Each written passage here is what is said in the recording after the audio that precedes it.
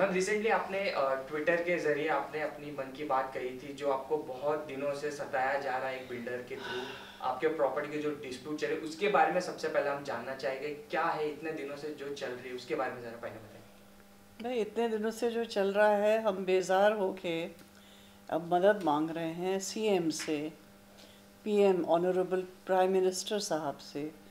क्योंकि 10-12 साल हो गए हैं ये कोर्टबाजी के, और ये जो अड़चने सामने पेश की जा रही हैं, और ये आदमी जो लैंड ग्रैबर है, जो फोर्जरी में माहिर है, जो फ्रॉड्यूलेंट आदमी है, समीर भोजवानी, उसका इतना मसल पावर है, इतनी उसकी दौलत है, कनेक्शन उसके ऐसे बड़े बड़े हैं पॉलिटिकली कि वो उसका कोई बिगाड़ कोई कर ही नहीं सक रहा है।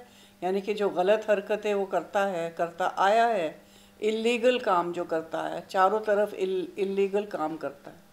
हमारे बंगले के सामने जैसे एक ज़मीन छोटी सी थी, तो वहाँ पे जो है आके कहने लगा दिलीप साहब से, मेरे भैया सुल्तान अहमद से, मुझसे, कि वहाँ एक छोटा सा मुझे कॉटेज बनाना है अपनी बहन के लिए, उनकी बहन के लिए। तो हमने कहा भाई इस ज़मीन पे सामने आप बनाओगे तो हमारा पूरा व्यू ब्लॉक हो जाता है, अच्छा नहीं लगता यहाँ, आप प्लीज़ देखिए कि आप छोटा सा ही ग्राउंड फ्लोर का बनाएं जैसे आप कह रहे हैं। ये बातचीत उनसे करके, और हमने बहुत नेक नियति से उनको इजाज़त दी कि अच्छा जी चलो आप कर लीजिए सामने, ये ज़मीन तो हम लेने वाले थे लेकिन अब आपने ली है तो चलो आप ठीक है, आप अपनी बहन के लिए छोटा सा करना चाह रहे हो। हम चले गए बम्बई से बाहर, चले गए 2-2.5 महीने टूर पे चले गए थे, और जब वापसी हमारी हुई तो आप यकीन मानिए कि छोटा सा कॉटेज तो क्या, उन्होंने अच्छी खासी 3-4 मंजिल की बिल्डिंग खड़ी कर दी। और कैसे खड़ी की कि हमारी जो कंपाउंड की वॉल है, हमारे गार्डन की जो वॉल है, उसी से लगता हुआ स्लैब उठाया उसने बिल्डिंग के लिए। यानी कि जो फायर ब्रिगेड के जो रूल्स होते हैं, फायर के रूल जो होते हैं, उसके लिए आपको इतनी जगह छोड़नी पड़ती है, 6 फीट या खुदा जाने कितनी, चिराग जानते हैं, फायर ब्रिगेड को घूमने के लिए। ये फायर हैजर्ड है, सिर्फ उनके लिए नहीं, बिल्डिंग वालों के लिए, हमारे लिए, पास की बिल्डिंग के लिए, पूरे जो एम्बियंस है यहाँ, हम सब के लिए फायर हैजर्ड है। हमने बताया म्यूनसिपैलिटी वालों को, जो लोग इंचार्ज थे उनको बुला बुला के बताया, लेकिन समीर भोजवानी की तो कहते हैं कि वहाँ म्यूनसिपैलिटी में तो टेबल लगती है, वो तो रईस है वहाँ, उनका टेलीफोन है, उनकी टेबल है, उनका यानी कि अंडरस्टैंडिंग है, तो कोई उनका बाल भी बिका नहीं कर सका आज तक। इस बात को हो गए हैं सालों साल। तो जब ये आदमी ऐसी सीनाजोरी कर सकता है हमारे साथ, दिलीप साहब के साथ, वो पूरा बिगाड़ कर रहा है कि बंगला तो दिलीप साहब का है, दुनिया जानती है, दुनिया जानती है, वो तो लैंडमार्क है, दिलीप कुमार हाउस है वो इसका हाउस कहाँ से हो गया? इसकी बेईमानी की वजह से ये हमको तंग कर रहा है, और हमें तंग कर रहा है कि दिलीप साहब की तबीयत ज़रा थोड़ी नासाज हुई थी, और ये सब हरकतों से दिलीप साहब की तबीयत और बिगड़ गई है, दिलीप साहब और बीमार हो गए हैं नेचुरली। कितना रंज हुआ है। ये मकान है जो इमोशनली हमारा अटैचमेंट है, दिलीप साहब के छोटे भाई बहन सब यहाँ पले बड़े हुए हैं, तो ये एक इमोशनल हमें अटैचमेंट भी है। और दिलीप साहब का ओनली घर है, एक घर, उन्होंने कोई 10 घर तो बनाए नहीं। वो ऐसे किस्म के एक्टर नहीं रहे हैं जो 300 पिक्चर में काम करे, 300 फिल्म्स में काम करे। उन्होंने पूरे अपने स्पैन जो कैरियर का है उसमें आई थिंक हार्डली 56 अच्छी पिक्चरें बनाई होंगी, अच्छी फिल्म्स बनाई होंगी। तो दिस इज़ अ मैन जिसने अपने देश के लिए सेक्रीफाइस किया है, उसने अपने कैरियर के लिए सेक्रीफाइस किया है। छोटे छोटे लोगों को, आम लोगों को, मुझे कहना नहीं चाहिए लेकिन मुझे कहना पड़ेगा, छोटे छोटे लोगों को बसाया है इन्होंने, हेल्प किया है। और इस तरह से, इस खामोशी से, इज्जत से, यानी कि उन्होंने कोई वो ढोल ताशा पीट के नहीं किया कि मैं ये कर रहा हूँ। किसी को पता भी नहीं चलता था और लोगों को इस्टेब्लिश कर देते थे दिलीप साहब, जिसके लिए आज तक जो है कॉमन लोग उनकी इतनी इज्जत करते हैं और इतनी मोहब्बत करते हैं। अब उन्होंने क्या क्या किया हुआ है वो चिराग से सुनिए आप। ओके चिराग जी, आपने कौन से लीगली प्रोसीजर दिया है इसके थ्रू, जो थोड़ा बहुत अगर उसके बारे में बताना चाहें? नहीं, हमने जब हमें रियलाइज़ हुआ, apart from the other things which madam said, that gentleman ने रॉन्गली क्लेम किया कि ये जगह हमने खरीदी है 1980 में 25,000 रुपये दे के, जबकि दिलीप साहब ने ये प्रॉपर्टी 1953 में 1,40,000 रुपये से रजिस्टर्ड डीड, यानी कि 53 में। और ये जेंटलमैन कह रहे हैं 30 इयर्स डाउन द लाइन कि उन्होंने 25,000 दे के खरीदी। 30,000 बाद 25,000 में दिलीप साहब ने उनको क्यों दी होगी भाई? एंड देयर आफ्टर जब हमने इसकी क्रिमिनल कंप्लेंट की है, तब पुलिस ने इन्वेस्टिगेशन के लिए जब डॉक्यूमेंट्स मंगाए रजिस्ट्रेशन ऑफिस से, तो पुलिस को रियलाइज़ हुआ कि इसमें गवर्नमेंट के ऑफिसर्स इन्वॉल्व होकर इन्होंने जाली कागजात बना के अपना डॉक्यूमेंट किए। जब पुलिस का फर्दर इन्वेस्टिगेशन हुआ तो इतना जाहिर हुआ कि ये लैंड माफिया जो समीर भोजवानी है, इन्होंने मैडम के अलावा और बहुत लोगों को चीट किया, बहुत लोगों के साथ उन्होंने नाइंसाफ़ी की, और he takes advantage of people who are little old and all. Now when all this thing came into light, he was arrested. Now after his arrest also police conducted raid, enforcement directorate raided his house, and it came to know that he had stashed so many monies abroad and all this thing. It was found that he is connected to Dr. Zakir Naik, who is on the run. There are so many aspects to that effect. हाँ, उनके connections ऐसे हाँ, which is funding वगैरह। And in view of that said fact, जब वो jail में थे तो उनकी बीवी और उनकी बहन दे हैव अप्रोच सायरा जी और कहा कि आप इनको, वो बदल गए हैं, वो अपनी प्रॉपर्टी जो उन्होंने आपके साथ गलत किया है, जो भी जाली कागजात बना है, उसको वो सरेंडर करेंगे, आप उनको जेल से बाहर आने में मदद करें। जब अश्योरेंस दिया, हमने बोला कि आप बाहर आके, फिर उसको जेल से वो बाहर आके मैडम के पास आए, उन्होंने बोला कि मैं डॉक्यूमेंट साइन कर रहा हूँ। वो खुद आया यहाँ इन लोगों के साथ, यस, महेश जेठमलानी के साथ में आए, और मैडम को अश्योरेंस देने के बाद, ऑनरेबल सीएम को अश्योरेंस देने के बाद भी अभी तक उन्होंने ना ही कुछ प्रोग्रेस की है। On the contrary, he started harassing madam and sahab again. At this age madam lost his brother because of this litigation. Madam इतना उनके ऊपर स्ट्रेन आ रहा है, मेरे भाई के ऊपर, और मेरे भाई सब करता धरता भाग दौड़ करने वाले वही, मेरे से कुछ ही बड़े थे, 4 साल बड़े उम्र में। इतना उनके ऊपर स्ट्रेन पड़ा, इतना स्ट्रेस आया, इतना परेशान किया इस आदमी ने कि एक रोज़ उनको 25 मिनट के अंदर ऐसा ज़बरदस्त हार्ट अटैक आया और वो चल बसे।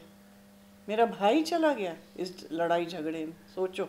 ओके मैम, आपको बहुत दिन से हैरेस भी किया जा रहा है, तो उसके बारे में अगर थोड़ा बताइए कि आपको धमकी भी मिल रही, किस प्रकार की धमकी मिल रही है, उसके बारे में अगर थोड़ा कुछ बता सकते। अब धमकी के बारे में यानी धमकियाँ ऐसे बहुत से लोग जो ये लैंड माफियाज होते हैं वो डायरेक्ट धमकी नहीं देते, वो कोर्ट केस करके, ब्यूरोक्रेट्स को करके, इनडायरेक्टली बहुत से थ्रेट्स डायरेक्ट नहीं होते, वाया मीडिया होते हैं, इन बिटवीन होते हैं, and they are aware about Dilip sahab's health and they want to harass them. So by harassing them, he wants to achieve his purpose so that madam at this age feels that you take away the property, I don't want to build a museum. That is what his intention is. He wants to build a huge building over here. कोशिश है ना. See, if you have a money power, आपके पास अगर बहुत सा पैसा है, आपके जेब में जब गवर्नमेंट ऑफिसर्स है, कलेक्टर्स से लेके सब लोग, तो ये वो चीज़ का फ़ायदा उठाते हैं और वो चाहता है कि मैडम ये हरेसमेंट से थक के उनके साथ सेटलमेंट कर दे. जबकि मैडम को फुल होप है कि ऑनरेबल प्राइम मिनिस्टर साहब और ऑनरेबल सीएम जो मैडम की बात सुनेंगे और वो इंसाफ करेंगे बिकॉज ये कानून की मैटर्स में 30-40 साल ऐसे ही निकल जाते हैं. हम लोग कितनी भाग दौड़ करेंगे. मैंने कहा ना मेरे भाई चल बसे लास्ट 12 साल से. दिलीप साहब की तबीयत खराब है, नहीं तो वो खुद अपना बैठ के सब ठीक करते. और अब मैं क्या भागूं, कोर्टबाजी करूं इस उम्र में आके. और भी लोग हैं जैसे कि मैं पता नहीं नाम लेना चाहिए कि नहीं. दूसरा बंगला है नासिर हुसैन जी का है, खताओ फैमिली का है, सबके साथ उन्होंने ऐसा ही किया है. And he is a habitual criminal. जब एक इंसान को आप एक दिशा से नहीं हर बाजू से आप घेरना चाहते हैं, और क्या होता है ये सब चीज़ों से मैडम की हेल्थ पे असर हो रहा है, साहब की हेल्थ पे असर हो रहा है. और ये आज से नहीं चल रहा, लास्ट 10-12 साल से चल रहा है. इसके लिए अगर कोई गवर्नमेंट ऑफिसर्स या प्राइम मिनिस्टर के कहने पे अगर कोई डॉक्यूमेंट को स्टडी करे, it is out and out forgery. That is why we request you as a media to just see the documents and take some action. Yes. Okay, और आपने अभी पीएम मोदी जी से भी मतलब अपील की है मदद करने की, ट्वीट किया है, yes. ट्वीट किया, तो उनके तरफ से कोई रिप्लाई या कोई मदद की आई है, कोई तो मैसेज? अभी तो ट्वीट किया ही है, क्योंकि वो मुंबई में आज आए हैं. हाँ, लेकिन मुंबई में सुना है कल्याण वगैरह कुछ इनॉग्रेशन कर रहे हैं और उन्होंने सीएम को डायरेक्शन ऐसे हमने ट्वीट में पढ़े हैं कि पीएम साहब ने सीएम साहब को बोले हैं कि आप ये मैटर को जल्द से जल्द सुलझाएं, इस पेपर को स्टडी करें. Since prime minister is busy, I think, and we are very hopeful that prime minister will look into the matter and here madam for 5 minutes. And it is our request that in this country we have high hopes from Honorable Prime Minister. And I hope our kind CM also will look into it. Yes. और वो action लेंगे. 3 महीने से वो मुझे promise तो कर रहे हैं कि वो ज़रूर उनसे बातचीत करके और मामला जो है सलटाएंगे फडणवीस जी. तो मुझे पूरी उम्मीद है कि वो अपने जो भी उन्होंने कहा है कि वो सलटाने की कोशिश करेंगे. I hope he'll be sticking to his word and doing the needful.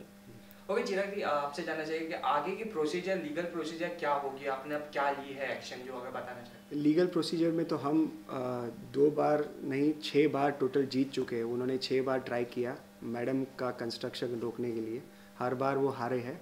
अभी उसने अपील फाइल की है, पर हमारे देश में सिस्टम ऐसा है कि अपील के ऊपर then high court, then supreme court, and on the basis of forge documents वो गैर कानूनी बनावटी कागजात के ऊपर अपना क्लेम केस बना रहा है. इसके लिए हम चाहते हैं कि ये पेपर को स्टडी किया जाए और वही कागजात जिसके बेसिस पे वो अपनी ओनरशिप क्लेम कर रहा है, वही कागजात EOW ने और पुलिस ने पाया गया है कि ये बोगस डॉक्यूमेंट्स हैं.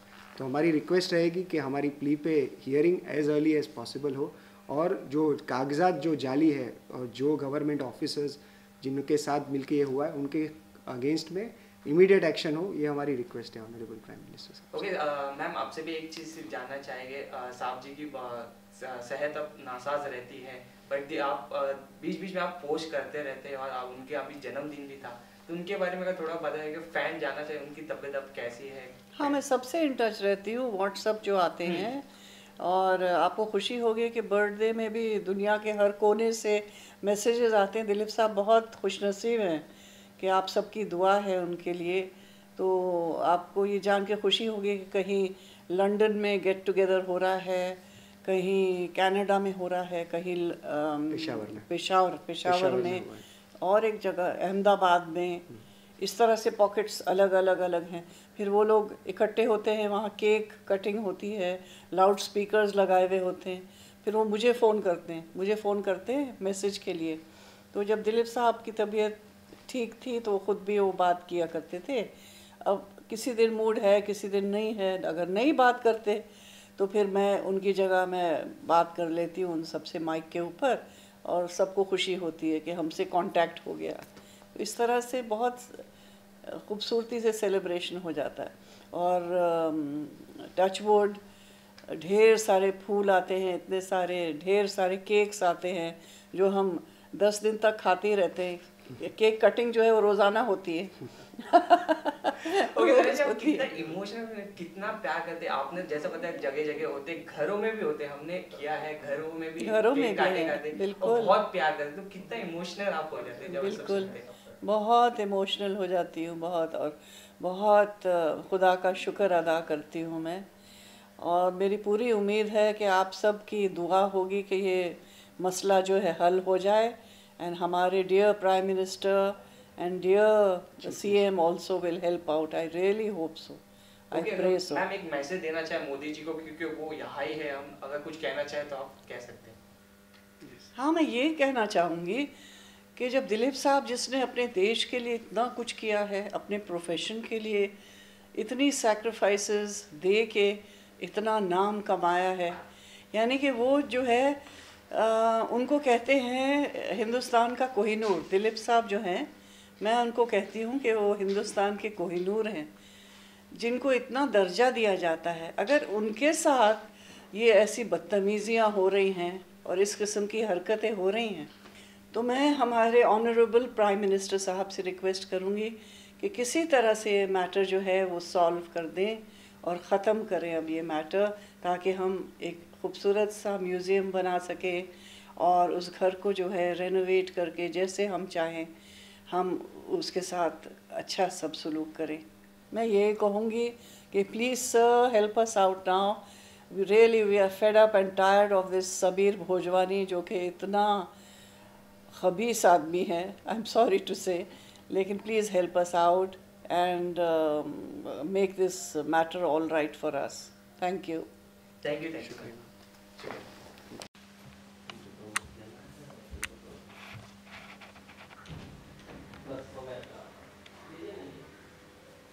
Yes.